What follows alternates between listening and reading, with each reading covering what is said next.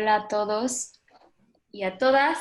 En esta ocasión estamos con Ana Francis Moore, que es pues una gran directora de nuestro país, activista, feminista, reina chula y escritora también, dramaturga.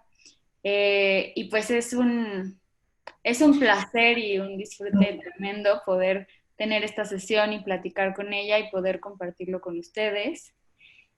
Bienvenida a esta Muchas gracias. sesión. Y pues nada, digamos, la dinámica será la siguiente. Nosotros, bueno, yo tengo preparadas unas preguntas que haré a lo largo de esta charla, que servirán simplemente para ir guiándonos en la conversación y de lo que surge iremos hablando, platicando. Y si ustedes tienen preguntas o comentarios, pueden irlas virtiendo en el chat o en la parte de preguntas y respuestas para que al final se suban todos al barco de este Zoom y podamos hacer esas preguntas directamente y verlos y saludarlas y platicar un poquito más ya con ustedes, acá, de este lado del Zoom. Entonces, pues voy a empezar un poco, siempre y sobre todo a mí me intriga mucho cómo uno llega al teatro, porque no es un lugar como Común. común, a veces en algunas familias y contextos ni deseable. Este, y siempre siento que esa travesía habla mucho del carácter y de las personas que la cruzan y que la atraviesan. Y pues eso, empecemos por ahí. ¿Cómo fue tu llegada a este mundo del teatro? Ay, pues, ¿cómo habrá sido? Creo que me di cuenta chiquita que me iba bien contando historias, es decir, que me iba bien socialmente contando historias. Recuerdo un episodio en quinto de primaria que mi grupo de amigas me aplicó la de dejarme de hablar, ni siquiera me acuerdo por qué. Y entonces yo era un ser humano muy triste y solitario, como 2 meses antes de terminar quinto de primaria. Y entonces un par de amigas, un par de otras amigas que no eran mis amigas, me adoptaron y se convirtieron en mis más mejores amigas. Y eran bien raras, güey. ¿Sabes? Eran de cuando me juntaba yo con las otras, las veíamos y decíamos, qué raras, ¿no? Y pues hacían cosas como súper locas, se ponían cosas en la cabeza. Había una que traía un paliacate en la cabeza todo el tiempo y eso era lo más estrambótico del mundo. Y entonces estábamos ensayando una obrita de teatro para no me acuerdo qué festival. Y entonces en el ensayo general que era frente a toda la escuela, pues tenía yo a la escuela cagada de la risa, pero a toda la escuela cagada de la risa. Y yo no sabía que podía hacer eso, pues, ¿no? Entonces fue como súper fuerte. Y luego en la secundaria se repitió, no había un taller de teatro propiamente, pero que para la clase de español o para la clase de no me acuerdo qué, y me iba bien. Incluso llegamos a una final de intersecundarias, ya sabes, de estas de, ¿no? Por obras de teatro, Ajá. con el Hospital de los Podridos, es un entremés de Cervantes, si no me equivoco. Wow. Y no ganamos, pero sí llegamos a la final. Y luego en la prepa, bueno, luego por ahí, cuando yo iba en la primaria, mis hermanas, mis dos hermanas del medio, yo soy la menor de cinco, mis dos hermanas del medio iban en la prepa, y entonces las fui a ver a sus obras de teatro, de su taller de teatro. Y eran montajes como Dios manda, me explico, en un teatro, con escenografía y con todo. Y me pareció que se la estaban pasando bomba. Entonces yo quería formar parte de un taller de teatro.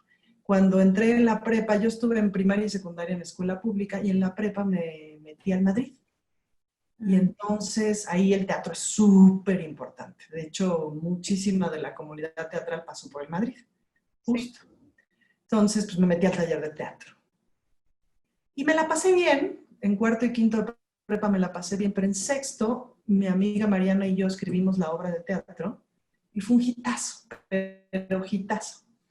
así de que en el descanso me paraba gente que no conocía, me decía, oye, tu obra, ya sabes, ¿no? Y entonces luego salí de la prepa y no había manera de estudiar teatro, digamos, en mi familia, pues, o sea, esa no era carrera, era un hobby, ¿no? Ujú. Entonces yo entré a la Facultad de Ciencias Políticas y Sociales a estudiar, no sabía yo todavía si comunicación y periodismo o relaciones internacionales, o sea, entré al tronco común. Y entonces una maestra de teatro del Madrid me llamó para que le asistiera porque ella tenía una chamba y no sé qué, entonces para que de pronto la supliera en clases. Y ahí le di clases, por ejemplo, a Mariana Gajá, que estaba en la prepa en aquel momento. Y total que esta maestra se acabó medio yendo, o sea, la verdad es que yo acabé como dirigiendo bastante la obra y me gustó mucho, me la pasé muy bien. Y entonces tomé la decisión de dejar la UNAM y me inscribí a la escuela de Margules. Y así, pues obviamente en mi casa fue un drama, me corrieron, toma, me quitaron el coche, todo. Entonces yo me corrieron, pero no me fui. Y me iba yo en metro desde el metro Ermita, que era el mío, hasta Santa María la Ribera, que era el del Foro de la Ribera de aquel entonces. Y salía yo a las 10 de la noche, no sé qué, mi mamá se moría de la angustia, entonces ya finalmente me regresó mi coche, mi Brasilia 76. Ya todo fue mucho más fácil, pero pues yo me pagué la escuela porque no había manera de, ¿no? O sea, mis papás jamás. Ujú. Y pues ahí me la eché, pues iba yo en el turno de la tarde porque no había otro, es decir, solamente tenía ese turno de la escuela. Y en las mañanas empecé a trabajar en millones de cosas, desde cargando cajas de chelas en un bar, hasta pasé de cantante de mariachi una semana en Garibaldi, bartender, modelando para pintores, un montón de cosas para pagarme la escuela. Y ahí me la eché. Y luego creo que al fin y al cabo en realidad estudié teatro como para terminar de encontrarme, porque no estaba yo en paz en ningún lado. Y entonces, luego he pensado que en realidad estudié teatro como para descubrir que era yo lesbiana, por ejemplo. O sea, entré a la escuela de actuación y a los 2 meses salí del closet conmigo misma y ya, ¿no? Y, y ya, pues el resto es historia. Pero así llegué, pues por fascinación, supongo. A mí nunca me llevaron a ver obras de teatro infantil, porque cuando yo era niña, las obras de teatro infantil eran Peter Pan con Lolita Cortés volando en serio en el Teatro de los Insurgentes, Blancanieves y los 7 enanos con enanos de verdad, así la anunciaban en el Teatro Nénico, así decía, con enanos de verdad. O sea, era una mierda el teatro infantil, pues, ¿no? O eso, Peter Pan, que era muy caro, pues, ¿no? O sea, ir al Teatro de los Insurgentes a ver una obra de niños era muy, muy caro. Mi papá era súper amante del teatro, le fascinaba el teatro. Entonces, pero yo era muy chiquita, entonces el truco que él aplicaba es que me cargaba y me hacía yo la dormida, y entonces llegaba al teatro así como de, pues, no se preocupe, la niña viene dormida, la niñera no llegó, qué sé yo, pues nos la tuvimos que traer. No eran tan estrictos en la entrada. Entonces, por ejemplo, la primera obra que yo recuerdo que vi fue La vida es sueño con Carlos Bracho y me fascinó, ¿no? O sea, como que desde chiquita me gustó mucho el teatro. No necesariamente entendía yo mucho lo que veía, pero vi grandes obras Ujú. eh, y nunca vi teatro infantil, ¿no? Órale. Mm. Pues sí, fue una gran travesía y un gran esfuerzo. O sea, siempre es un poco complicado como ese principio, ¿no? Ese momento de decisión. Sí, sobre todo porque además también cuando yo salí de la escuela de actuación todavía era ese tiempo en donde se hacía mucho teatro financiado por el Estado, mucho, Mm. mucho, y era de sentarte junto al teléfono a que te llamaran, ¿no? Ujú. Y eso pues, le sucedía a una de cada 10 personas, entonces era una bronca. Y yo la verdad es que no era nada buena en la escuela, me costaba mucho trabajo, mucho, mucho, mucho trabajo.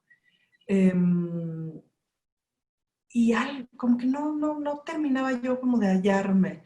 Saliendo de la escuela empecé a trabajar mucho en producción, haciendo asistencia de dirección y producción. Me hice yo productora ejecutiva muy rápido porque era la que sabía sumar y la que sabía llenar los recibos de honorarios, ni te creas que por otra cosa. Sí. Y empecé a actuar en cabaret. Mm, Muy rápido empecé a actuar en cabaret y ahí me superhallé, pues, ¿no? sí. Sobre todo, pues, que me autoempleé y me empezó a ir muy bien, muy rápido, pues, ¿no? O sea, siempre me trepé al escenario del cabaret y no me volví a bajar nunca, ¿no? Qué chido. Sí, justo tenía esa duda porque vi tu semblanza y tu currículum y así, y veía que habías estudiado en el foro de Ludwig y como que me quedé con esa duda, ¿estudiaste actuación o estudiaste dirección? Porque en algún punto ya hubo esa posibilidad, ¿no?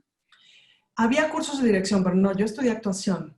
Mm, Eh, sí me llamó mucho la dirección, pero como que no sabía por dónde entrarle. Incluso saliendo de la carrera me eché un curso de perfeccionamiento con Raúl Quintanilla que me sirvió muchísimo, porque Raúl Quintanilla es súper técnico, entonces como que entendí como técnicamente de qué se trataba actuar y eso me súper alivianó porque yo soy muy racional. Entonces, la escuela era muy a partir de la intuición y tal, y yo tenía ahí estaba como muy atorada en muchas cosas. Pero cuando empecé a entender de qué se trataba, que era A más B más C igual a D, ¿no? Dije, ok, es por ahí. Y a dirigir aprendí, o sea, empecé a investigar cómo se aprendía dirección, y en realidad lo que se hacía en ese momento era, pues, hazte asistente de dirección de alguien y vas aprendiendo, ¿no? Entonces me hice asistente de dirección de Mauricio García Lozano, o sea, lo fui, lo busqué, le dije, quiero ser tu asistente de dirección, no me pagues. Vi una obra de él, vi su primera obra en Casa del Teatro, que era una obra chiquita, muy divertida, era un tríptico perverso se llamaba, y me gustó mucho su dirección. Dije, este güey está haciendo otra cosa que yo no he visto. Y entonces fui y le dije, pues yo te asisto. Me dijo, pues justo estoy montando una obra y me viene bien, pero sí te voy a pagar. Dije, pues mejor, ¿no?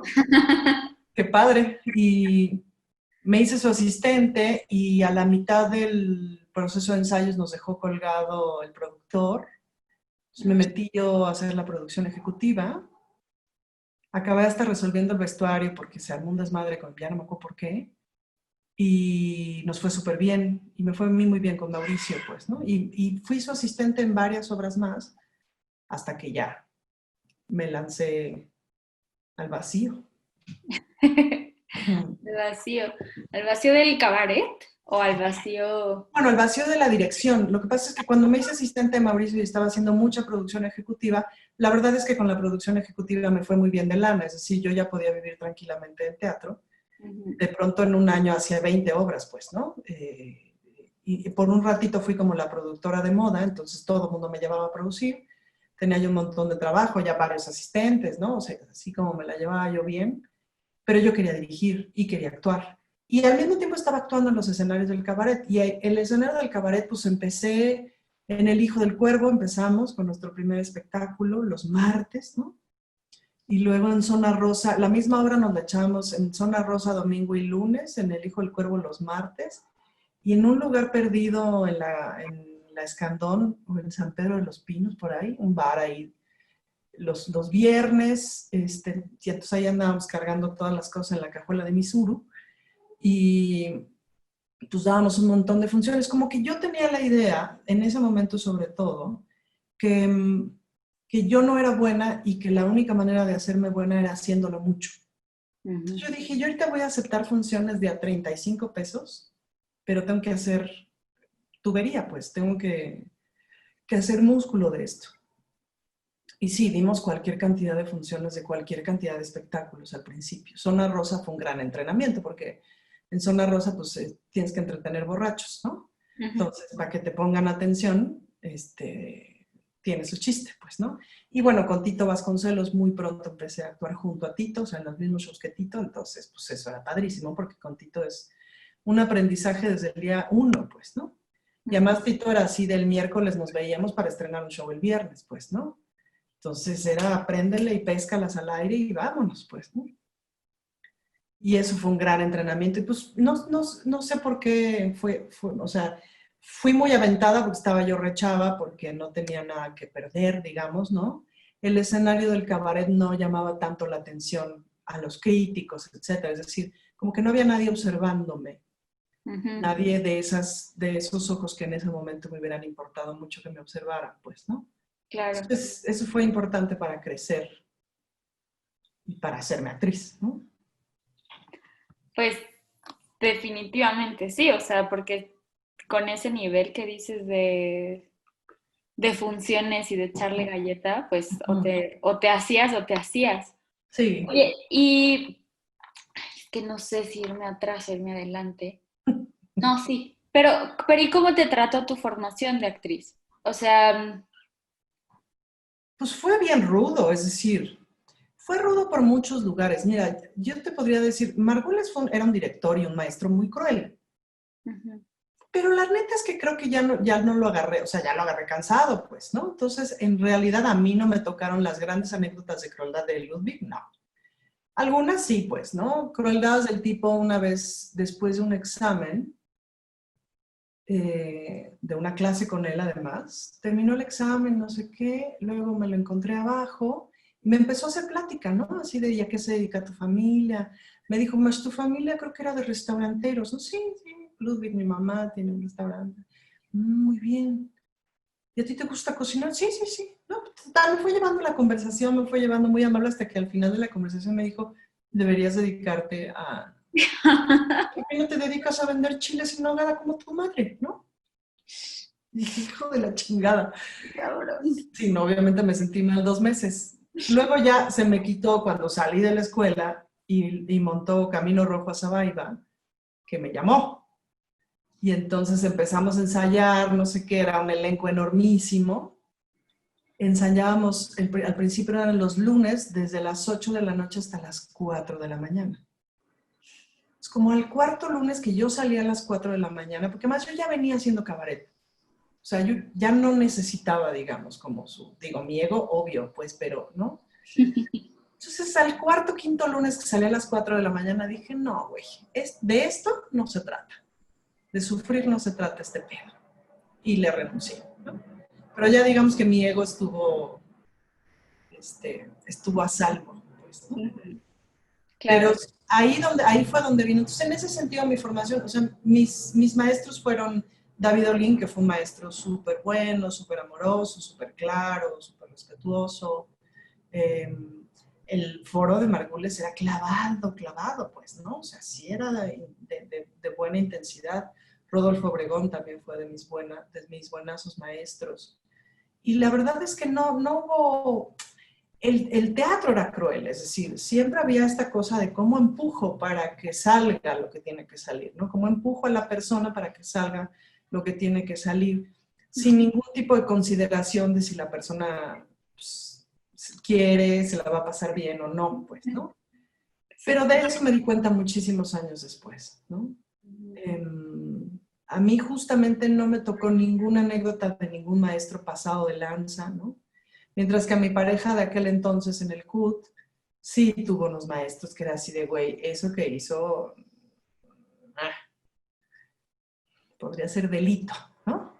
ujú, Etcétera, pues, ¿no? Ya sabes, esto de estar encuerando gente a la menor provocación y etcétera, etcétera, etcétera.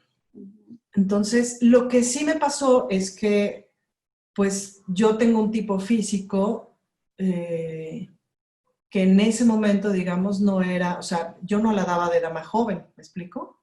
ujú.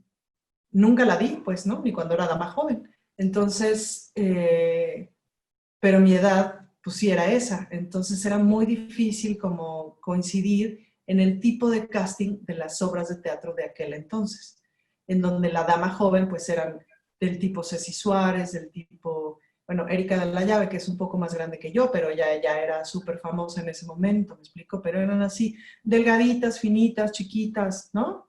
Ujú. Eh, pues yo siempre he sido grandota y con cara de maciza, pues, ¿no? Entonces, sí era como, entonces para hacer papeles como de mucho carácter estaba yo muy joven y para hacer papeles de nena ligerita, pues a ver a qué hora, ¿no? Porque además no había de otra, es decir, había dos tipos de personajes, ¿no? O la dama joven o la señora que sufre por el marido, los hijos, etcétera. Fin de los personajes de teatro para las mujeres, pues, ¿no? Claro. Entonces, esa fue como la gran aventura del cabaret, que en el cabaret era así de voy a hacer a lo que el personaje que se me hinche la gana, pues, ¿no? Y la gran libertad, ¿no? Claro. Oye, pues un poco hablando de esta gran libertad y del cabaret, a mí, digamos, un poco en este mundo del teatro me ha pasado que pues eso, como directora he empezado como, bueno, ¿de dónde vengo, no? O sea, ¿de quién estoy heredando, no? O de quién de alguna forma, qué mujeres han estado y qué han planteado y qué han hecho. Y bueno, para mí Jesús pues es como Jesús, ¿no? Porque abrió un montón de puertas. Y en ese sentido, pues también yo veo el trabajo de las reinas chulas y tu trabajo y hay una cosa de la que me siento heredera, pues, ¿no? Mm, No como en una cosa, sino por un tema generacional sí, sí. y lo que han abierto y el camino que han abierto. Y quiero preguntarte eso, ¿no? ¿Cómo ha sido para ti esta idea como de heredar el hábito y construir el vicio? Fíjate que yo conocí a Jesús cuando en el foro nos mandaron a una plática que organizó Otto Miner en el Helénico, cuando él era director del Helénico, y se organizó ahí unas pláticas del teatro, ¿por qué sí? ¿No? Pues así se llamaba, algo así se llamaba. Y entonces, pues ahí fuimos a ver, nos mandaron a una mesa de producción y a otra mesa de grandes directores, ¿no? Y entonces estaba, si mal no recuerdo, estaba Tavira, estaba Mario Espinosa, no me acuerdo quién es más, y estaba Jesús. Entonces, yo cuando llegué, que estaban ahí todos muy sentaditos, no sé qué, yo veía hablar, o sea, escuchaba hablar a los barbones, no sé qué, y Jesús estaba así como toda incómoda, como que dibujaba, quién sé qué tanto hacía, con sus trenzas negras. Yo no la conocía, había oído de ella, pero no la conocía. Y ya sabes, típico que ni lees el programa, sino vas como el borras de la escuela de así, ¿no? Y entonces, cuando empezó a hablar, básicamente se empezó a pendejear a todos de una forma increíble, sutil, divertida, nos tenían en el suelo de la risa. Y de repente, quién sé qué estaba contando, no sé qué, y le dijo, y dice, por ejemplo, a ver, Luis, préstame tu reloj, le dijo a Luis de Tavira. Luis, como quiso cara así, le dijo, por favor, Luis, préstame tu reloj, voy a poner un ejemplo. Y agarró el reloj y le pegó, no me acuerdo con qué, lo destrozó. Porque sí, no sé qué, no es que, pero lo hizo tan bien y fue de risa loca. Lo embaucó, pues, ¿no? Fue como la gran embaucadora. Y lo que sí me acuerdo de lo que dijo es que la historia que ella contó es que ella había pasado por el teatro institucional y nos contó, y los teatros de la UNAM, y los técnicos, y todo lo que padeció de la institucionalidad. Y entonces que mejor se fue a su hábito, se armó su hábito a su mundo chiquito y privado, y desde ahí era muy feliz porque era su teatro, pues, ¿no? Y entonces dije, esta es Jesús, no mames, con razón, pues no, me fascinó. Y entonces empecé a ir al hábito. Ahora, de ir al hábito, ¿cómo íbamos al hábito? Porque el hábito era bien caro. Entonces íbamos y nos quedábamos afuera y veíamos por la ventana. O conseguíamos chamba de cadeneras en la puerta, ¿no? Te pagaban, no sé, pon tus 150 pesos, pero el cobre costaba 400 o una cosa así. Pero pues ya desde ahí podías ver el show, ¿no? Este, Y así fue como empecé a ir al hábito, pues, ¿no? Siempre logré de alguna manera ayudar en algo para poder ver los shows. Y claro, no era nada de lo que yo había visto, pues, de entrada, pues el escenario del hábito, que es el mismito que quedó en el vicio, es decir, no le hemos hecho mayor cosa, pues es un escenario sin mucha parafernalia teatral, digamos, ¿no? Ahí cuentas historias a partir de los personajes, entonces, y la música de Liliana Felipe, que era muy impresionante, ¿no? Y ver a Liliana Felipe en escena, que era muy impresionante. Entonces, porque Liliana tenías la sensación de que si no tocaba y cantaba en ese momento, si no tocaba el piano en ese momento, se iba a vomitar, ¿me explico? O sea, era una especie como de, si esta mujer no hace eso, se va a morir, pues, ¿no?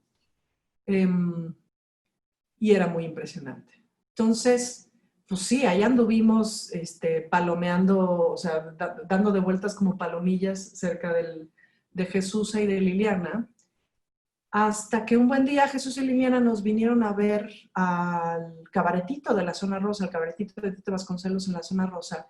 Vinieron a ver un show que hacíamos Nora y yo que se llamaba Molito Rojo, que era cuando salió la película Moulin Rouge, que hicimos Molito Rojo. Era una historia muy estúpida porque Nora y yo somos muy fans de las películas de Pedro Infante. Entonces, esta era la historia de Chachita y la Chorreada. Pedro Infante, el toro ya se había, Pepe el Toro ya se había ido al otro lado de Mojado y se había olvidado de estas.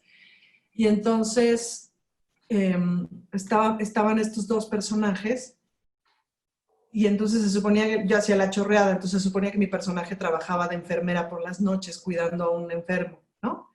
Pero en realidad trabajaba en un cabaret.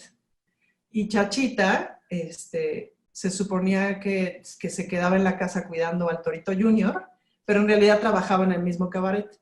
Pero en el cabaret yo era la dama del antifaz y jugaba a ser argentina y ella era la negra cantante, ¿no? Entonces se vestía de negra. Entonces en el cabaret éramos las mejores amigas, pero obviamente no sabíamos que éramos la otra, ¿no? Sí. Nada, un juego de enredos idiota de esos que solo el cabaret te da. Y parodiábamos algunas canciones de Moulin Rouge y tal, y éramos ella y yo. Entonces estábamos en putiza todo el escenario, o sea, todo el tiempo del espectáculo, para estarnos cambie y cambie, ¿no? Y era divertidísimo, o sea, la gente se revolcaba de la risa. De veras era uno de esos shows que le atinas, pues, ¿no? Entonces ahí nos fueron a ver Jesús y Liliana, se la pasaron muy bien. Y nos invitaron a hacer un espectáculo con Eugenia León en el Auditorio Nacional. Pues necesitaban tropa, pues, ¿no? Para que yo era la princesa Caramelo, por ejemplo, ¿no? O de pronto cuando la canción esta del osito ruso con la balalaica y pasábamos en patines con gorro de ruso, ¿no? Ese tipo de cosas muy divertidas con Alejandro Calva, por ejemplo, ¿no? Él era como el clown principal y nosotros de tropa. Y entonces ahí Jesús se apareció por el camerino y empezamos a platicar y no sé qué, de una investigación que estaba haciendo mi hermana sobre cosas que tenían que ver con neurobiología, neurociencias y tal. Pues yo me la empecé a chorear y me dijo, deberíamos de hacer un espectáculo de esos. Y yo le dije, sí, ¿cuándo nos vemos?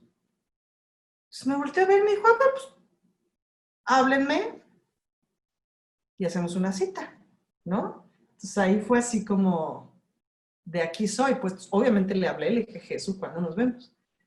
Y ya nos citó y ahí empezamos a trabajar con ella. En el primer espectáculo que hicimos se llamó Big Mother, el gran desmadre. Divertidísimo cuando salió Big Brother en México, pues, ¿no? Fue un putazo el espectáculo, estaba lleno.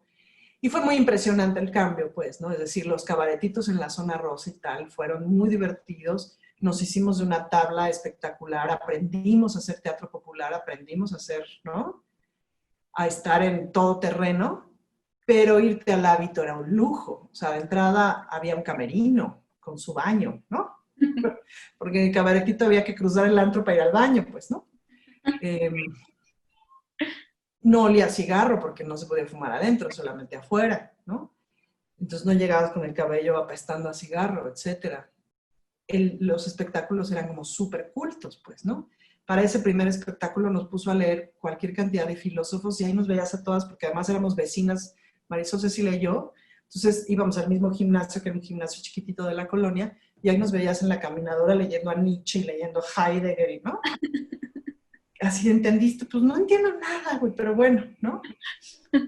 Y era súper enloquecido el espectáculo. Sí, fue Big Mother el primero. Y eran una serie de sketches, el primer acto, pero el segundo acto terminaba con una escena de Bernarda Alba, ¿no? En fin, locura.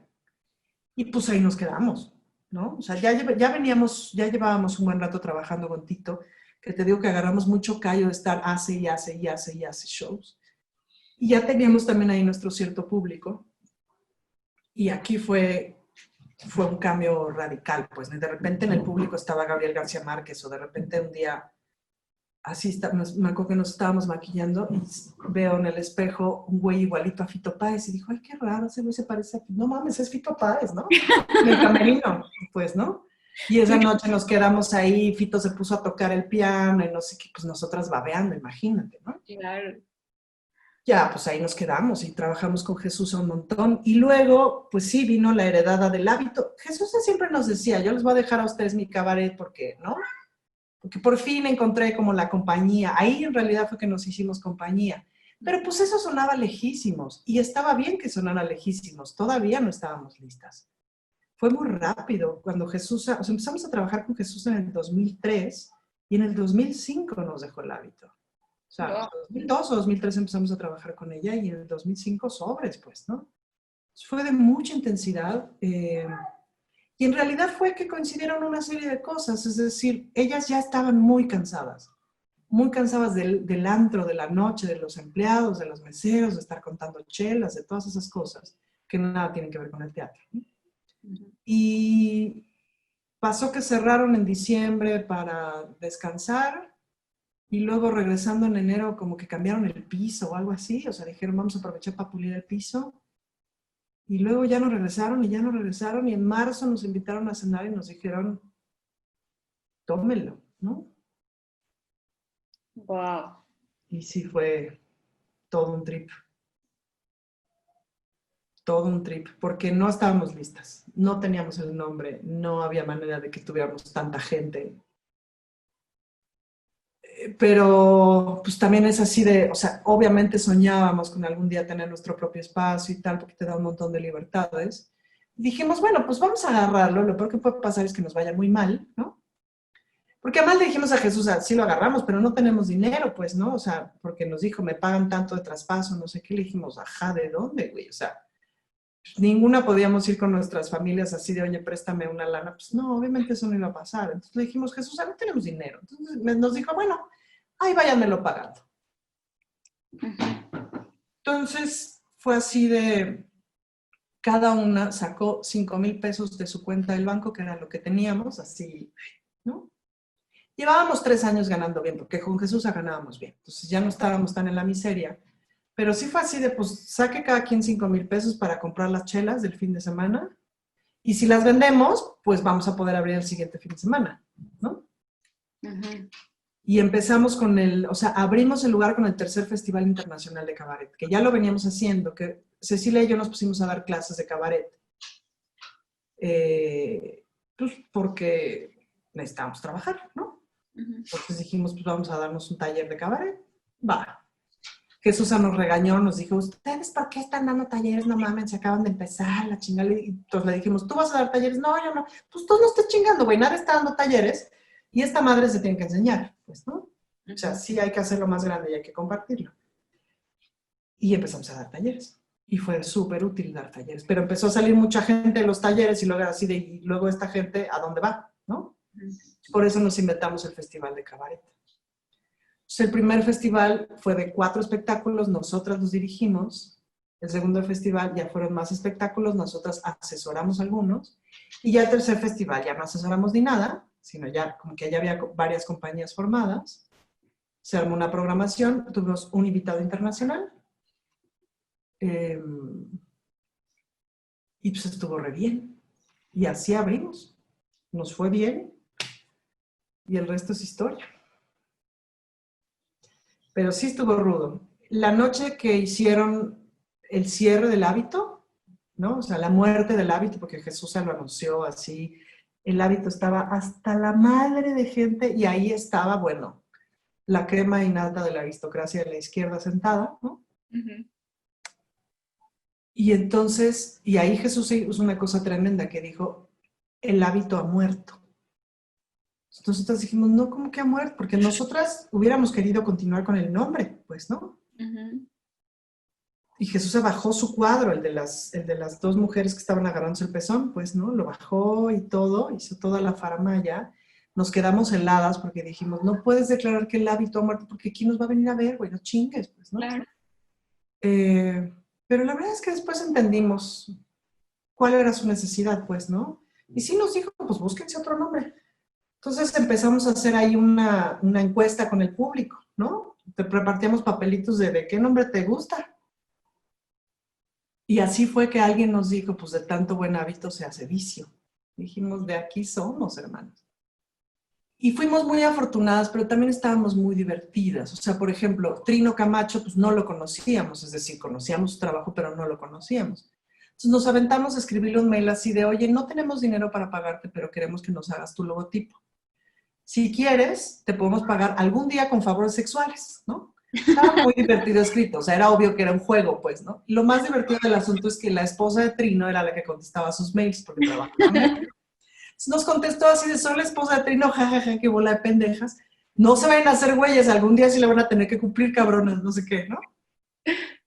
Entonces, y sí le dijimos, y si quieres algún día venir al vicio, al nuevo lugar, no sé qué, nos subimos a nuestro bocho, vamos por ti y te traemos, ¿no? Y entonces, pues el güey se cagó de la risa y nos regaló el logotipo, pues, ¿no?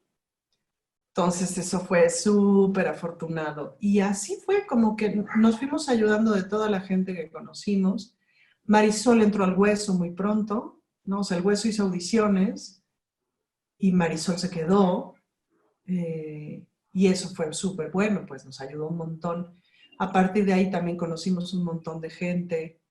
eh, y muchísima gente nos ayudó, muchísima gente nos ayudó, ¿no? La gente fue muy generosa y también pues no tuvimos mayor empacho en pedir ayuda, ¿no? Ujú. Y siempre hacíamos estas cosas, ¿no? De te contamos un chiste para que nos regales un logo, te contamos un chiste para que aceptes dar función acá. ¿Me explico? O sea, y así le hicimos. Es buena esa, es una buena táctica. Sí, la verdad que sí. Oye, ¿y cómo ha sido hacer cabaret feminista? Porque pues ahora, digo, y no lo digo en un mal sentido, al contrario, ¿no? Ahora todos somos muy feministas. Yo cuando empecé, por alguna razón a mí se me pegó muy pronto y cuando empecé ya como a trabajar con gente, me topaba con pared, ¿no? Y eso fue hace 5 años, 3, 4, 5 años que empecé, ¿no? Y me frustraba mucho y me desesperaba mucho, pero pues yo solo era una asistente de producción o de dirección, ¿no? Que decía lo que pensaba y chocaba con el mundo. Pero no era tener una propuesta artística, ¿no? Y no era abiertamente estar ahí, ponerte, eh, ponerte al frente. Mm. ¿Cómo ha sido para ustedes? ¿Cómo fue para ti? Pues nos topamos con el feminismo justo en el hábito, pero más como de manera tangencial, porque al hábito iban muchas feministas de las históricas, pues, ¿no? O sea, Marta Lamas, María Consuelo Mejía, Marcela Lagarde, todas esas iban ahí los viernes y sábados, pues, ¿no? Y nos veían muy simpáticas, ¿no? Como que, y todo el tiempo le decían a Jesús, hasta que por fin tienes un elenco del mismo nivel, porque Jesús de pronto trepaba a medio mundo, o sea, de pronto tenía grandes actores, actrices, con quién sabe quién que se había topado en quién sabe dónde, entonces los niveles eran realmente desiguales de pronto.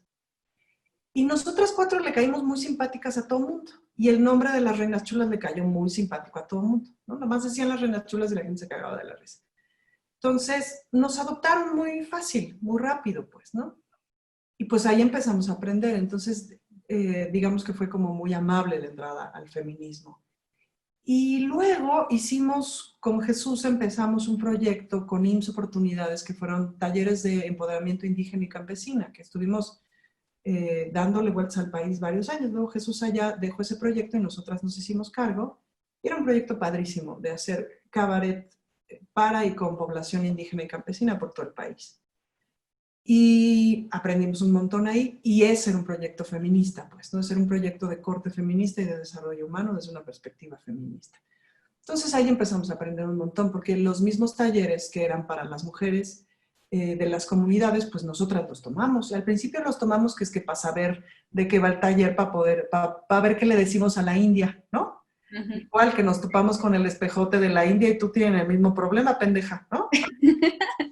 Se llama patriarcado, pues, ¿no? Sí. Entonces, pues fue un espejote, fue un trabajote tremendo, también fue conocer México profundo, fue como recorrer el país estado por estado. Hemos de haber recorrido 15, 20 estados con ese trabajo.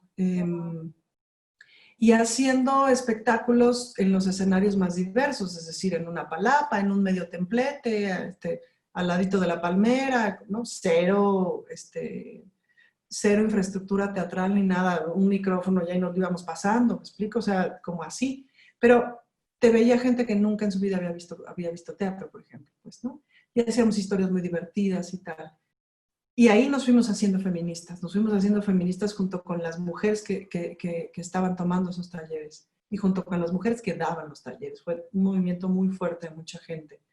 A todo mundo se nos movió la vida, o sea, a todas las personas que pasamos por ahí se nos movió la vida, hubo divorcios, matrimonios, pedo, me explico, hubo muchas cosas de se nos movió la vida. Y llegó para quedarse, pues, ¿no? O sea, tanto digamos que la visita del México profundo y el feminismo llegaron para quedarse, pues, ¿no? Ahí nos dimos cuenta de que ese era el teatro que teníamos que hacer, de que nosotras somos carperas, pues, ¿no?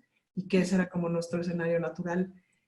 Y al principio era bien difícil cuando estábamos con el vicio, en los primeros años y tal, en las entrevistas, hablábamos de ciertos temas, no sé qué, y nos decían, bueno, pero no son feministas. Entonces hacíamos, ya sabes, la carita para acá. No, al principio no, o sea, le dábamos la vuelta. En realidad no llevamos tantos años diciendo, sí, claro que somos feministas, tú no, ¿no? Porque era de vergüenza, pues, ¿no? O sea, si era de no va a venir el público, o no van a publicar la nota, o no te van a volver a invitar a una entrevista, ¿no? Entonces, ahí lo fuimos como campechaneando y asumiendo y entrándole hasta que nos hicimos, justamente con este trabajo, de pronto empezamos a tener mucho trabajo en ese sentido, es decir, trabajo con instituciones, con ONGs, con organizaciones del mundo entero, de cómo decimos esto divertido, porque el feminismo tenía un lado como muy solemne, pues, ¿no? Entonces empezamos a ir a los encuentros feministas y tal, y a echar desmadre, y a burlarnos de la propia solemnidad del feminismo, ¿no?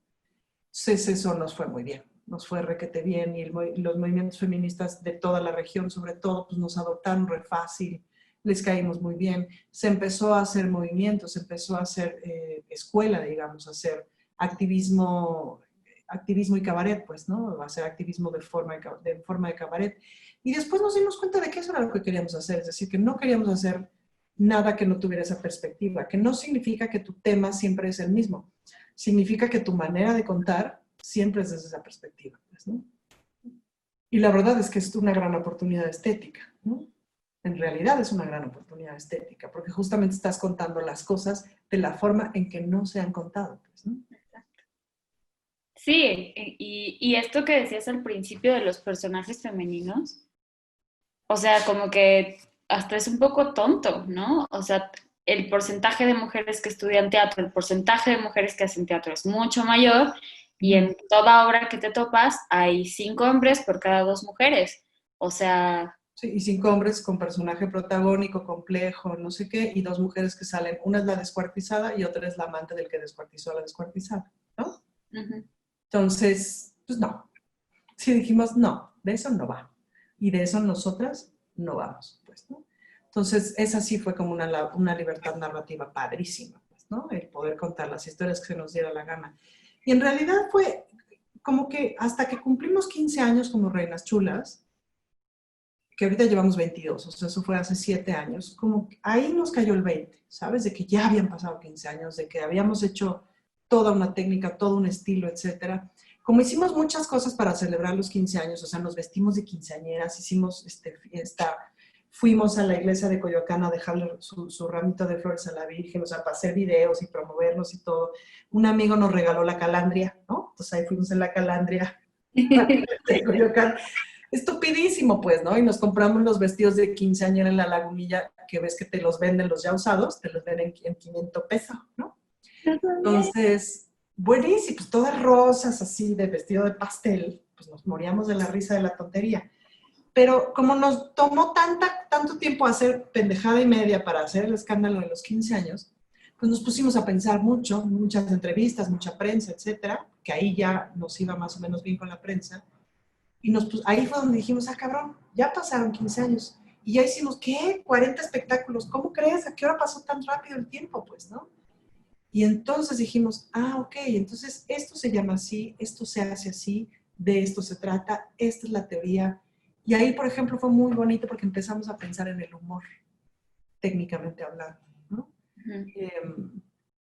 en términos académicos, pues, ¿no? Y empezamos a escribir y empezamos a hacer academia, empezamos a participar en coloquios, y de repente también nos empezaron a estudiar un montón de universidades extranjeras, ¿no? O sea, había mucha gente haciendo su tesis sobre nosotras, y etcétera.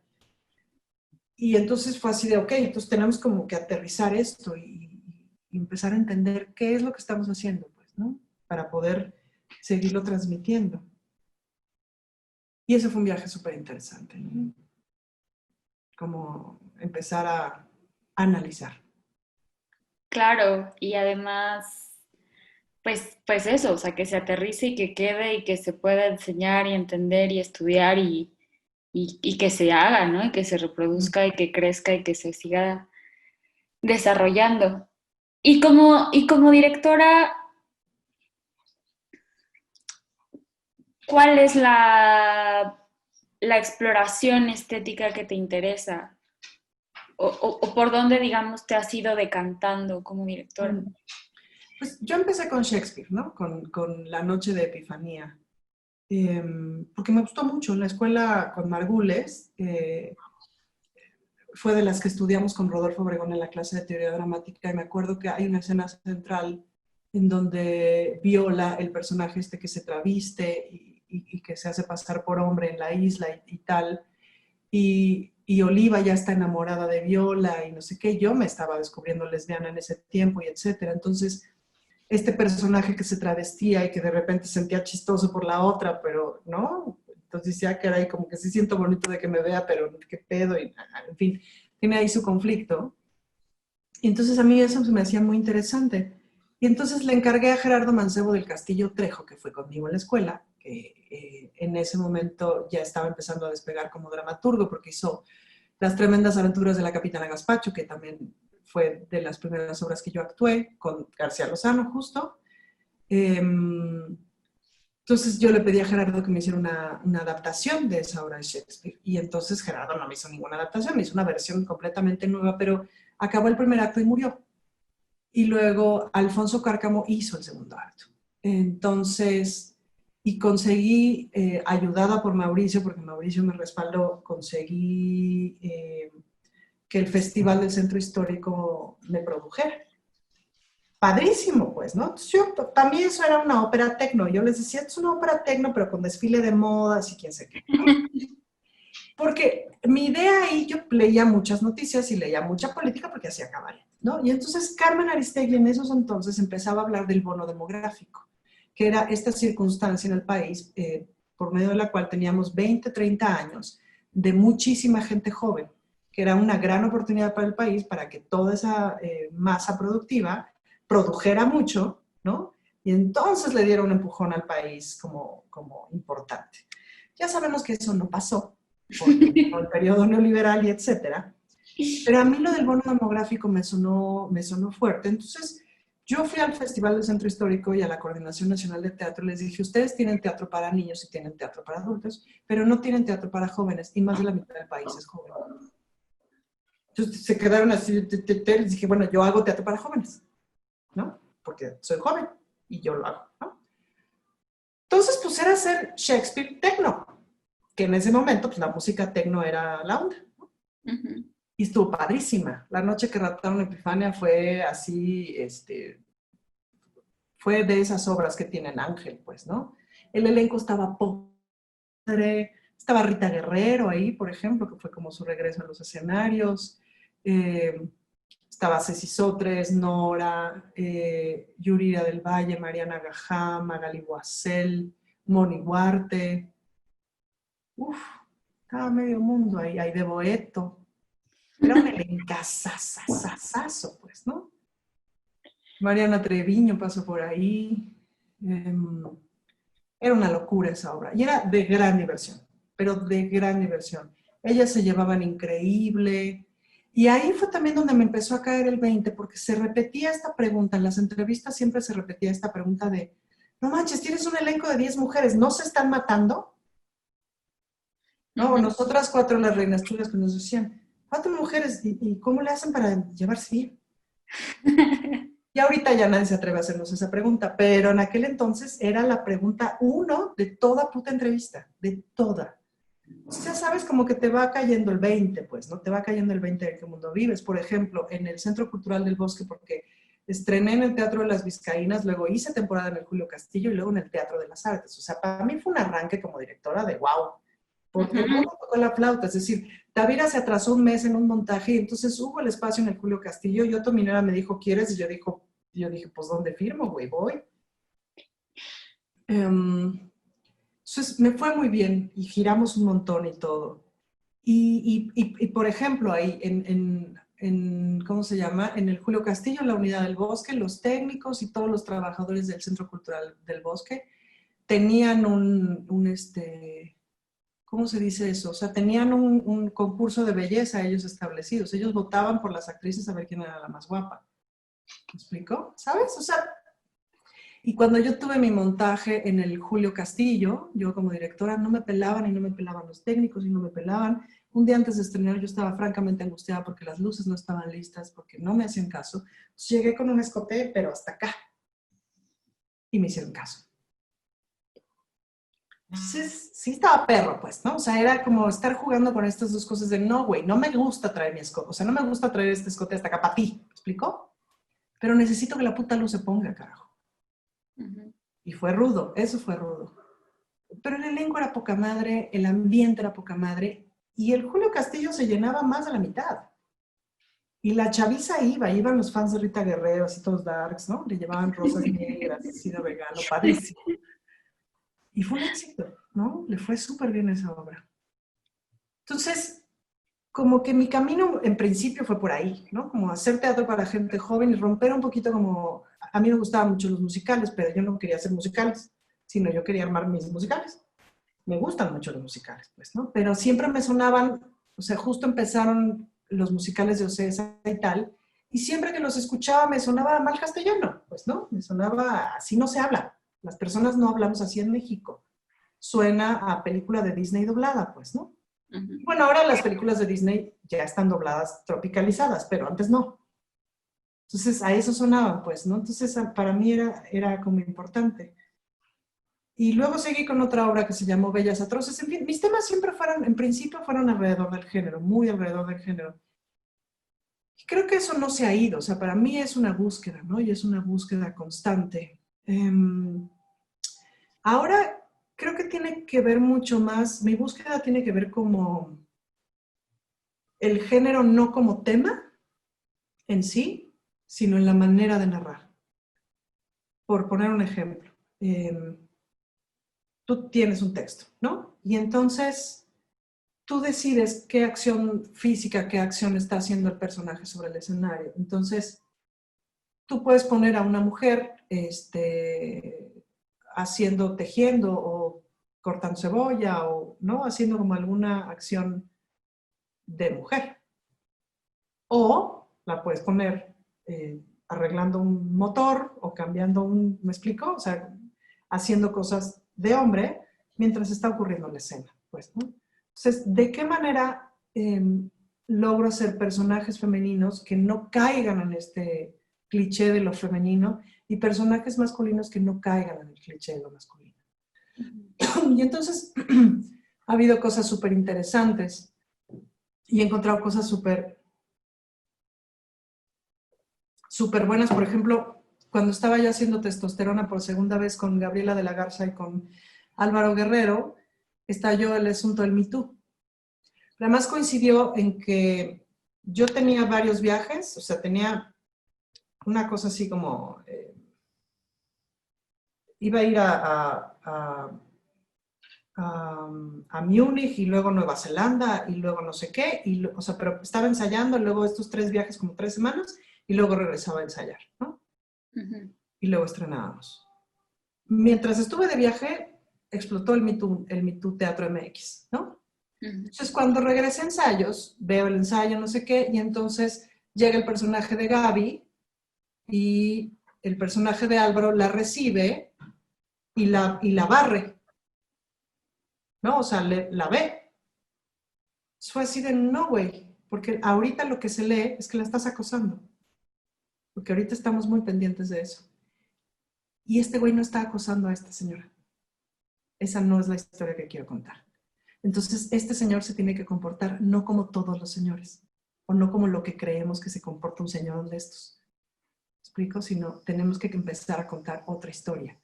Porque eso era lo entrañable de esa historia, que estos dos personajes eran amigos. Que al fin y al cabo eran amigos, pues, ¿no?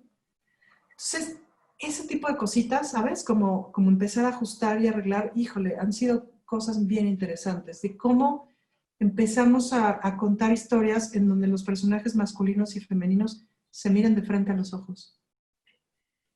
Y el conflicto está en otro lado, ¿me explico? El conflicto está en el pedote y en el no sé qué, y se le murió no sé quién, o no se murió, o llegó no sé quién y te traicionó. O sea, el teatro está. Pero ¿por qué tenemos que seguir contando estas historias? El otro día, por ejemplo, en el espectáculo este de cartas marcadas de Héctor Bonilla y Sofía Álvarez, que es tan bonito, que hacen un recorrido por un montón de cartas. Y una de las cartas que lee Héctor es una carta del Che Guevara a su hijo. O sea, te imaginarás la carta del Che Guevara a su hijo, que es un tratado de la libertad, la revolución y la izquierda, ¿no? Cuando yo escucho esa carta, lo primero que pienso es, este cabrón ha de haber cuidado a su hijo 2 días. Pero como le dejó su carta, ya es el padre. Y no mames, no, cabrón. Si quieres que tu hijo sea el revolucionario de izquierda que entienda de qué se trata el nuevo contrato social, quédate y edúcalo. Puta madre. Y si vas a ir a hacer la revolución, no tengas hijos. Pero sobre todo no tengas el puto cinismo de dejarle una cartita para mostrarle a la humanidad cómo fuiste un buen padre. Chinga tu madre. Entonces, ahí es donde está el cambio para mí. ¿Me explico? ¿En qué historias estamos contando? Entonces, contamos la historia del Che Guevara o contamos la historia del pésimo padre que fue el Che Guevara. Claro. Esas son decisiones. Para mí ahorita es mucho más interesante contar la historia del pésimo padre que fue el Che Guevara para que por amor de Dios y por amor a Cristo tengamos una izquierda decente, porque la revolución no les llega a la cama en la izquierda, no les llega a la casa. Pues. Entonces, ahí está como mi punto de vista. Entonces, esa es mi búsqueda. Creo que tiene que ver mucho más con lo narrativo, tiene que ver, o sea, porque mis gustos estéticos van variando un montón, pues, ¿no? Pero la imagen es fuertísima. ¿A quién pones primero? ¿A quién pones atrás? ¿Cómo vistes a un personaje? O sea, ¿pones al personaje femenino para que luzca las nalgas? ¿O las nalgas dejan de ser importantes y te ocupas de la persona? ¿No? Pero, por ejemplo, poner parejas en donde él es panzón, fodongo, no sé qué, gordo, pero bien interesante, entonces anda con una rorrona de ahí te encargo, es así, no chinguen a su madre, güeyes. ¿Por qué tenemos que seguir poniendo a mujeres guapísimas con feos? Cabrones, bajen la panza, váyanse al gimnasio y pónganse guapos. Sí. ¿Me explico? Porque no es agradable agarrar panza de cabrón. Entonces, esas son mis búsquedas narrativas, ¿sabes? Como ya la historia de la mujer que lleva el sandwichito, la historia de la mujer que sufre por el señor o por el hijo, por el señor que se fue, por el que no ha llegado, por bota. Cuando tengo ganas de dormir, pienso esas historias y mira, inmediatamente me duermo. Es aburrido. Ese teatro ya es aburrido, ¿no? Sí. Ay, sí, totalmente. Oye, pues tenía muchas más preguntas y ya se nos acabó nuestra hora reglamentaria y ahora vamos a abrir las preguntas con los demás, pero me hace mucho sentido, digamos, un poco como para cerrar esto que dices y hablas de los personajes, porque creo que no lo, híjole, no se ve a veces, ¿no? O sea, no lo ven, no lo piensan, no lo dimensionan, no lo pensamos, no lo dimensionamos. No. Yo ahora que veía, que fui a ver Felipe Ángeles, y vaya, había cosas muy interesantes y el texto y es Elena Garro, increíble, ¿no? Pero justo veía como esta historia de este personaje hombre libertador y yo veía un macho y no podía no ver a un macho No. como los que me he topado, ¿no? Sí, sí. En la Facultad de Filosofía y Letras, haciendo la De libertario. Ajá, de revolucionarios, ¿no? Ujú. Y nada, creo que hay algo más, hay cosas más interesantes Sobre después. todo no las hemos visto. Ujú, Vale la, o sea, puta, la historia del macho libertario, que sí, bueno, tuvo 120 mujeres como Pancho Villa y dejó 1300 hijos, ¿qué importa? O sea, ¿de qué mierdas estás hablando? ¿Cómo dejas 1300 hijos? ujú, Eso, o sea, no hay manera de que eso sea decente. No hay manera de que eso esté bien, ¿no? ujú. Oigan, pues Vero ya se aventó a hacer una pregunta, así que ella será la primera y los demás pues pueden lanzar sus preguntas. Hola, Vero. Hola, señoras. Yo tampoco sabía que se iba a poder esto y oí mi nombre y dije, ¡ay, chingados! Peínate, Este, mana, peínate. ya no, ya, No, ya, estás muy bien, olvídalo. estás muy bien. Lo bueno es que vengo del círculo de mujeres del Foro Shakespeare. No quiero ser comercial, pero es comercial. Por lo menos me había yo pintado la boca, mano. Bueno, gracias a Ale, gracias a Ana. Muchas felicidades. La verdad es que he descubierto a través de las reinas chulas un chorro de cosas, no solo de arte y de diversión, sino de... Justo ayer estaba viendo algo de ustedes y le decía a mi novio, es que acabas de decir tú, Ana Francis, algo bien bonito, eh, no es lo mismo, o sea, el chiste no es contar necesariamente una historia de género, pero sí con una perspectiva de género, ¿no? Y eso está padrísimo porque te despierta otras cosas en la cabeza.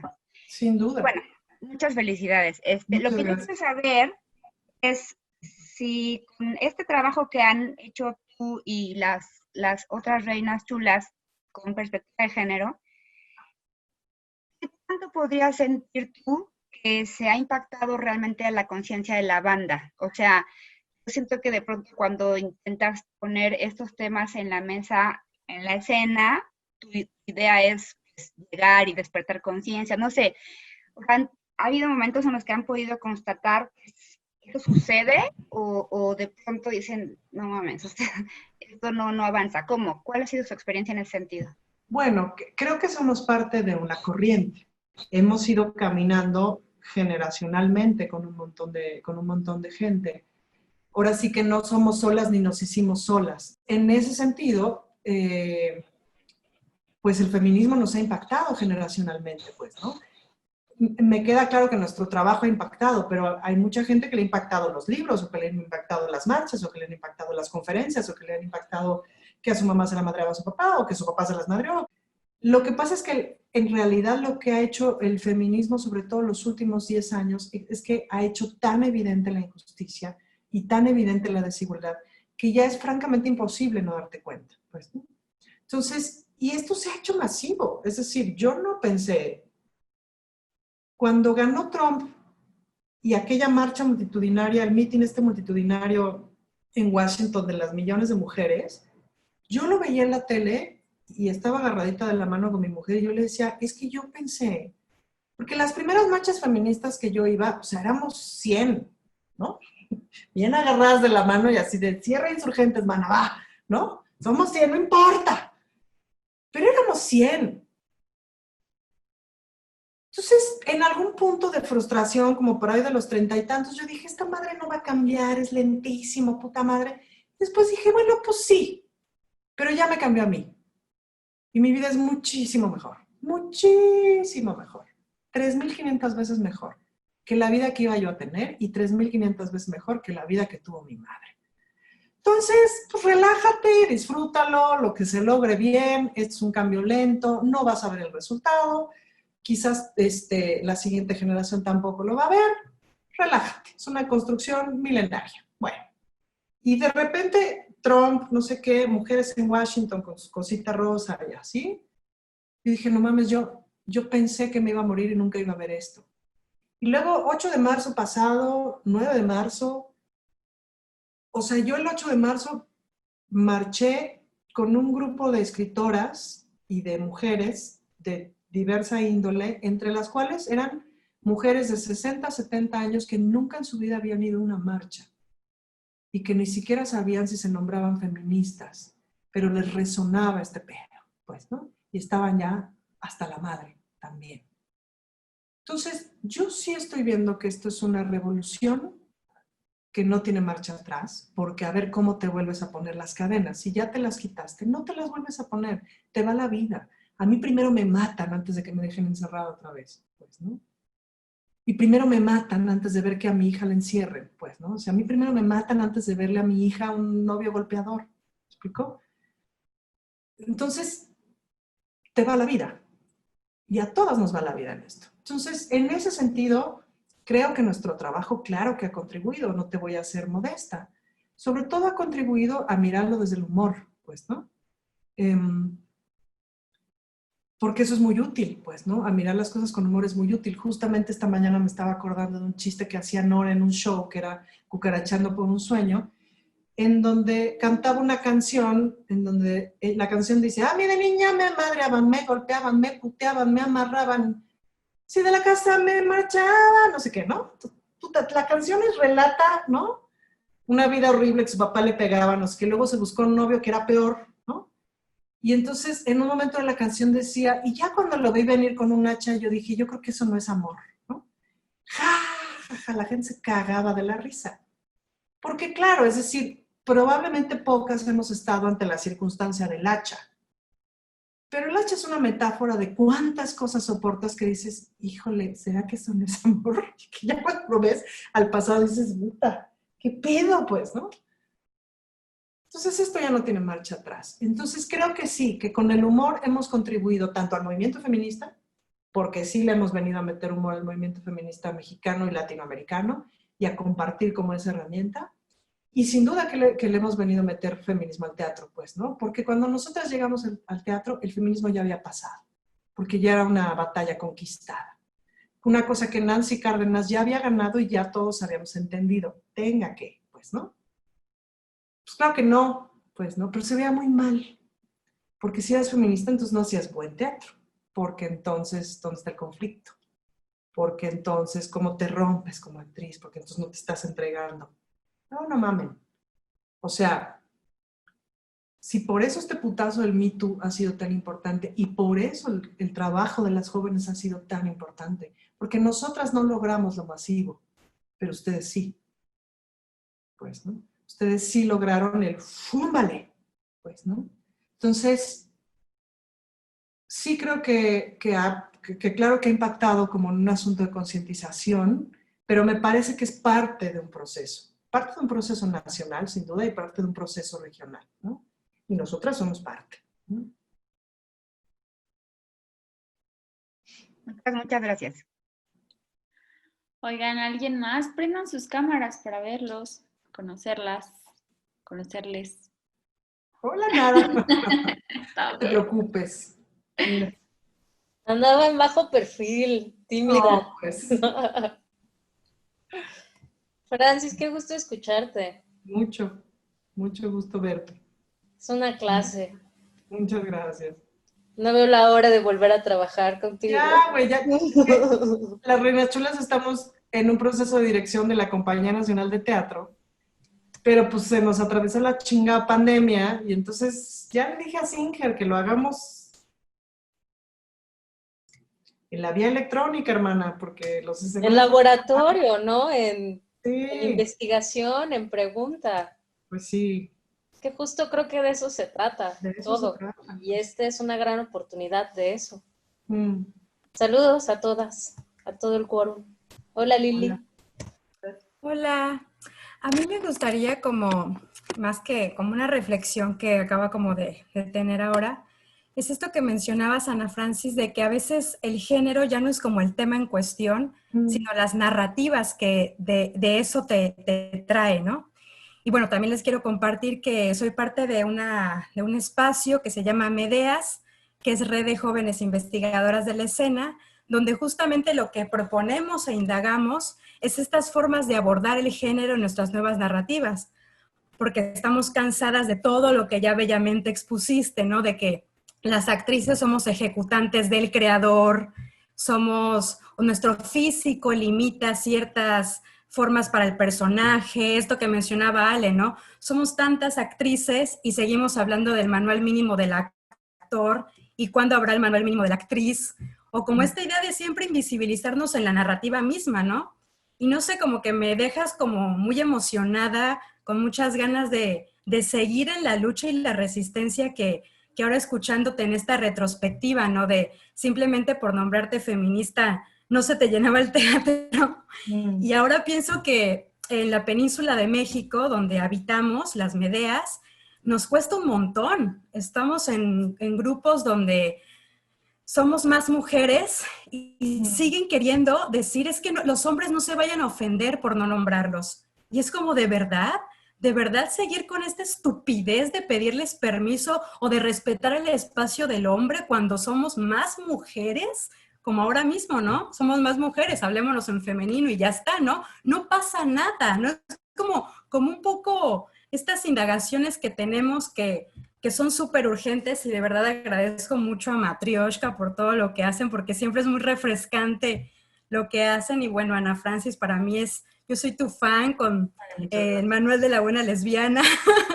Me has cambiado la vida, porque pues también yo tengo ahí como una deuda con mi ser lesbiana que quiero abordar, ¿no? Desde la escena. Y ya eso era como mi comentario, y qué bonito que esto esté sucediendo. Muchas gracias. Fíjate que es muy divertido. A mí me ha servido asumir dos cosas. Uno, que por feminista ya soy la loca de la cuadra, pero de por sí siempre eres la loca de la cuadra, porque o te está bajando, o no te cogieron esta semana, o lo que pasa es que te pusiste nerviosa, o lo que pasa es que estás llorando, o quieres llorar, ¿no? O estás gritando de más, o no sé qué. Entonces, como que también en un punto dije, bueno, ya sí voy a ser la loca de la cuadra, entonces voy a ser la loca de la cuadra, ¿me explico? Y ahí les voy, por un lado. Y dos, cada vez que cuentas una historia lésbica va a estar mal.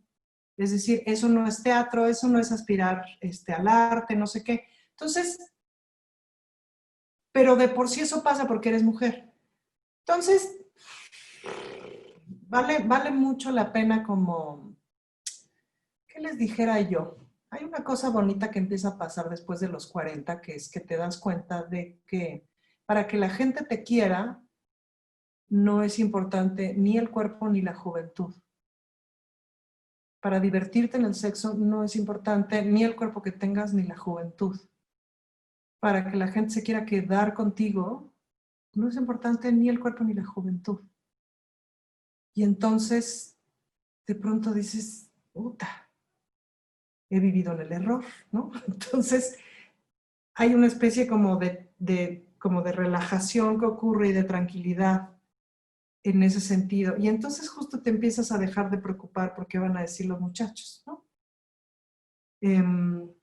Pero no te creas, es decir, el qué van a decir los muchachos nos pasa a todo mundo, o sea, porque es justamente como parte de la mecánica, pues, ¿no? El otro día justo nos hallábamos en un proceso de reflexión de la Asociación Nacional de Dirección de Escena, de qué hacemos con los directores que salen en el Me Too, ¿no? No, pues no los aceptamos. Bueno, va. Más o menos una discusión podría haber sido más larga, pero no lo fue. Pero luego, pues nos quedamos pensando, yo me quedé pensando, bueno, ¿qué chingados tendría que hacer uno de estos güeyes para ya salirse de ahí, ¿no? Como para un poquito regresar, como para, ¿no? O sea, ¿qué tendría que hacer Carlos Corona para, o sea, digamos, alguien que no tiene una denuncia penal, digamos, sino que es un asunto de ética durísimo, pues, ¿no? Y entonces me empecé a pensar, y justo de las cosas que comenté con la compañera con la que estaba yo reflexionando fue, bueno, ¿y yo por qué tengo que estar pensando esto? Pues que lo piense él y que proponga algo. Yo mejor voy a ver Grey's Anatomy, me explico, está más padre, o sea, pero es eso, o sea, ¿sabes? Yo también me estaba ocupando de él, ¿sabes? Entonces dije, no, pues ya cuando quieran volver, pues que se las ingenien, que imaginen, pues, ¿no? Entonces, pero hay que hacer un hook. Y es bien duro, porque pues, toda la vida nos enseñaron a servirle al Señor. Entonces, pues sí, claro, cuando te descubres sirviéndole al Señor, te dan ganas de agarrar esta chingadera y prenderte fuego, ¿no? Decir, pendeja, no mames. Pues nada, comadres, o sea, pues no se prenda en fuego en la medida de lo posible y pues nos pasa a todas y nos pasa todo el tiempo, ¿no? Hay que reaprender.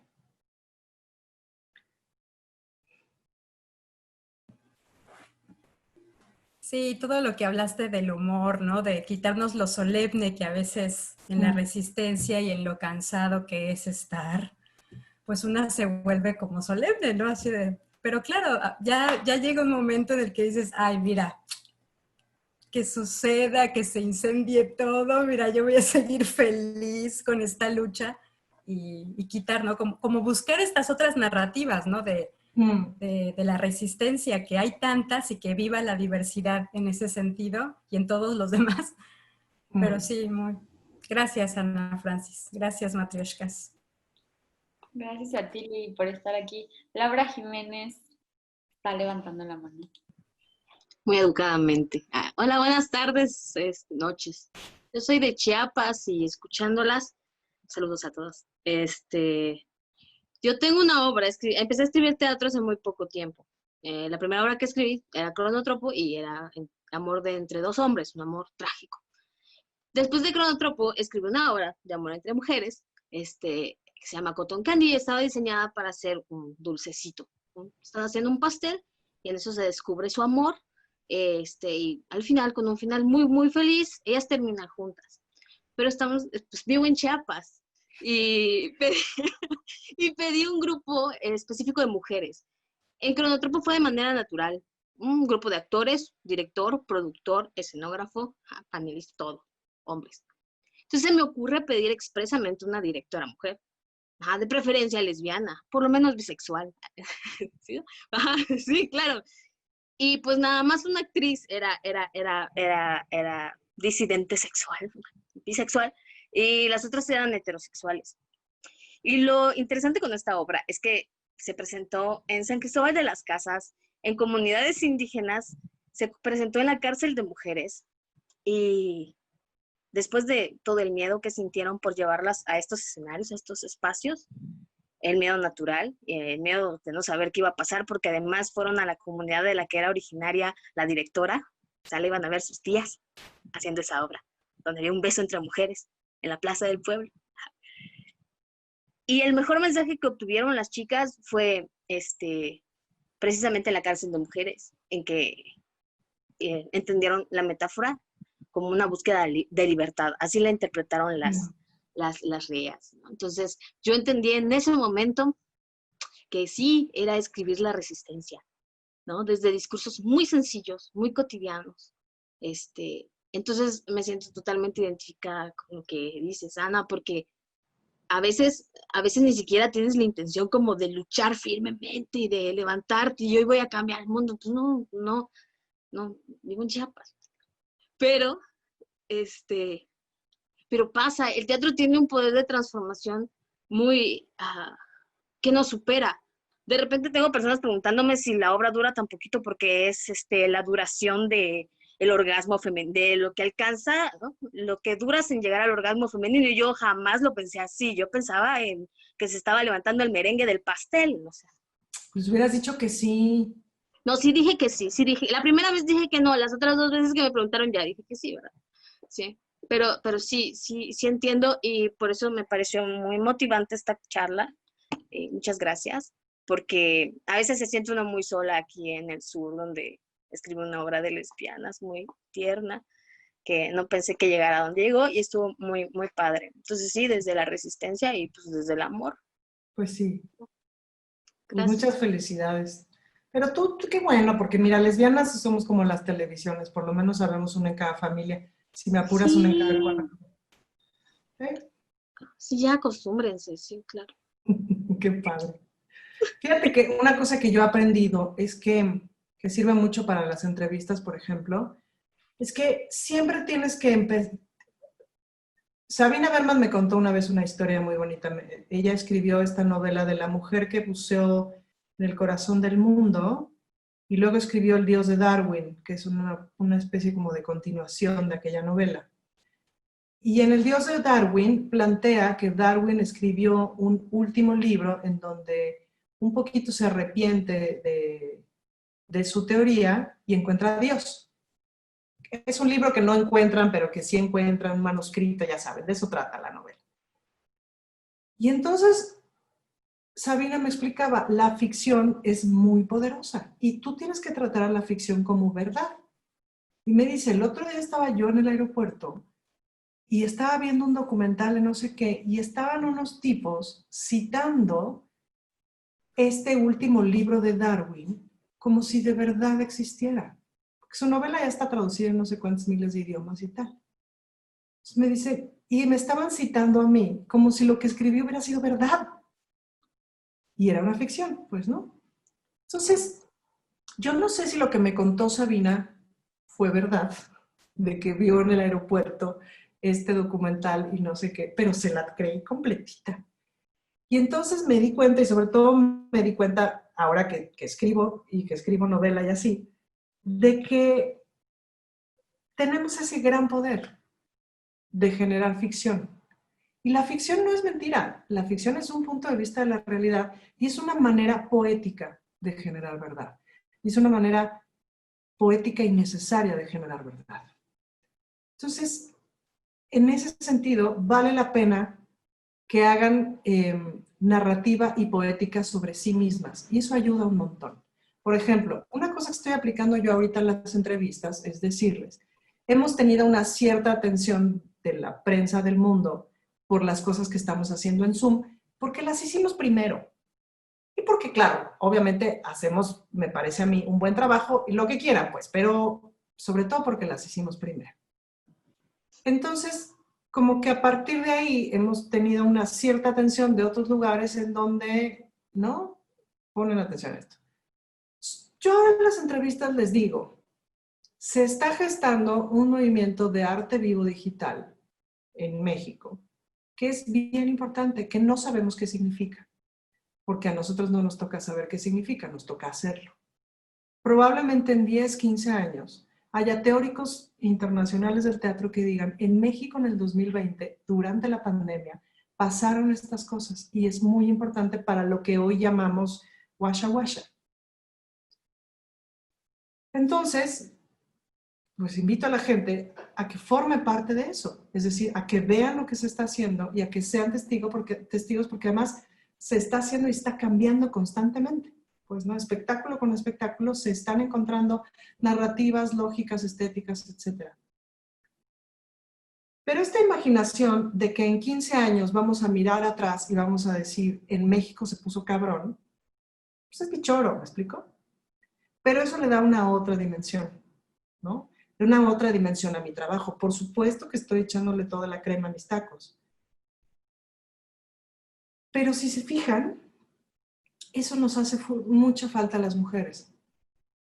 El mirarnos como las grandes creadoras del teatro del mundo, como las grandes narradoras de esa parte que falta del teatro del mundo. Al teatro del mundo le falta lo que tenemos que decir las mujeres, porque lo que hemos visto hasta ahora se llama teatro masculino, no se llama teatro universal.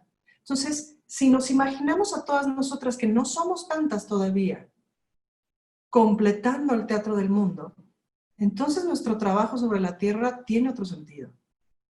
La importancia de lo que hacemos tiene otro sentido. El compromiso con lo que hacemos tiene otro sentido. La dimensión de lo que hacemos tiene otro sentido.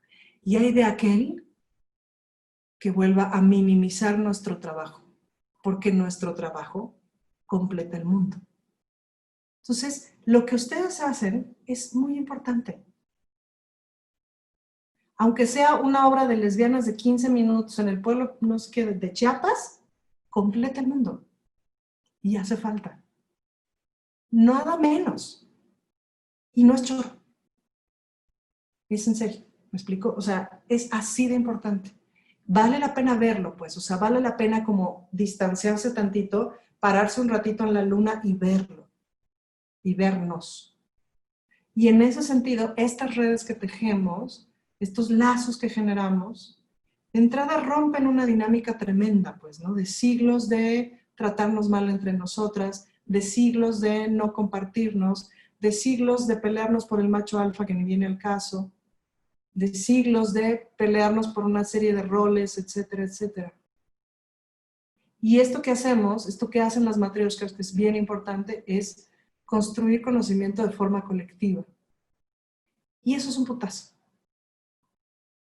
Porque la construcción de conocimiento de forma colectiva es, y eso tampoco es choro, es la universidad del futuro. Es la biblioteca del futuro. O sea, esto que estamos haciendo, esta reflexión en voz alta, colectiva, no sé qué, es la biblioteca del futuro. Es a donde la gente en 20 años va a regresar a consultar cómo era el teatro en México, cómo empezó el pedo, cómo fue que las mujeres de teatro empezaron a construir no sé qué, cómo el teatro cambió de cara, cambió de lógica, cambió de narrativas. Entonces, es así de importante. Entonces, claro, ya cuando una sale en la mañana dice, con permiso voy a completar el teatro del mundo, ¿me explico? Voy al súper y luego me sigo a completar el teatro del mundo. Pero es así de importante.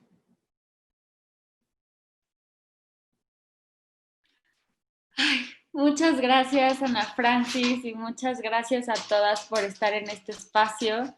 Ha sido una gran charla y aplaudimos mucho este encuentro y eso, completemos el teatro del mundo.